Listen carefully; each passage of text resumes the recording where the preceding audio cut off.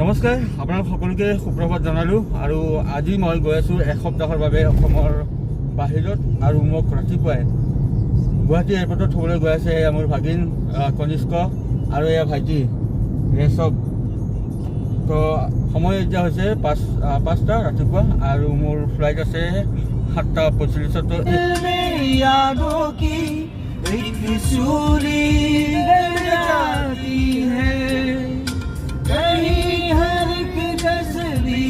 बहुत ही दिली पड़ जाए, कोई नहीं दुनिया के नए रंगों में कुछ रहता है, कोई सब कुछ पाके भी ये मन ही मन रहता है।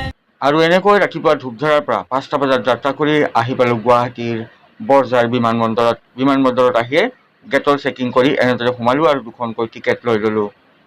আৰু 2খনকৈ টিকেট লোৱাৰ কাৰণটো হ'ল যে মই যিহেতু দাৰভাংগাত আহিম, গুৱাহাটীৰ পৰা ডাইৰেক্ট ফ্লাইট দাৰভাংগালৈ নাই, সেয়েহে ভায়া হৈ আহিব লাগে কলকাতা। আৰু কলকাতাত 2খনকৈ টিকেট দি দিলে আৰু উঠি ল'লোঁ। আৰু তাৰপিছত এনেদৰে প্লেনখনে তীব্ৰ গতিৰে আৰু উৰা মাৰিলে। আৰু যিমান ওপৰলৈ গৈ আছিল ফ্লাইটখন, সিমানেই সৰু হৈ গৈ আছিল তলৰ ঘৰ দুৱাৰসমূহ। আৰু দৰাচলতে মই আহিছোঁ বিহাৰলৈ। বিহাৰত নহা 2 বছৰ হ'ল আৰু সেয়েহে এতিয়া যিহেতু বিশেষ কোনো কাম নাছিল, সেইবাবে মই গুচি আহিলোঁ বিহাৰৰ ঘৰলৈ। ফ্লাইটেৰে দিল্লী তথা পাটনা হৈ মই বিহাৰলৈ কেইবাবাৰ আহিছোঁ যদিও পাটনাৰ এয়াৰপৰ্ট বহুত সুবিধাজনক নহয়। 5-6 ঘণ্টা লাগে পাটনাৰ পৰা আমাৰ ঘৰলৈ আহি পোৱাৰ বাবে। কিন্তু দাৰভাংগাৰ পৰা বেছি দূৰ নহয়, সেয়েহে প্ৰথমবাৰৰ বাবে মই দাৰভাংগা হৈ আহিলোঁ। আৰু দাৰভাংগাৰ পৰা মাত্ৰ 1.5-2 ঘণ্টাৰ ভিতৰতে ঘৰ পাব পাৰি। আৰু আকাশৰ মেঘৰ যি আচ্ছাদন, সেই আচ্ছাদন ফালি ফালি তীব্ৰ গতিৰে এনেদৰে কলকাতাৰ পৰা ফ্লাইটখন আহি পালে দাৰভাংগা। মই আহি পালোঁ 2 ঘণ্টাৰ ভিতৰত ঘৰত। আৰু গুৱাহাটীৰ পৰা কলিকতালৈ আহোঁতে এইখন ফ্লাইটত আহিছিলোঁ।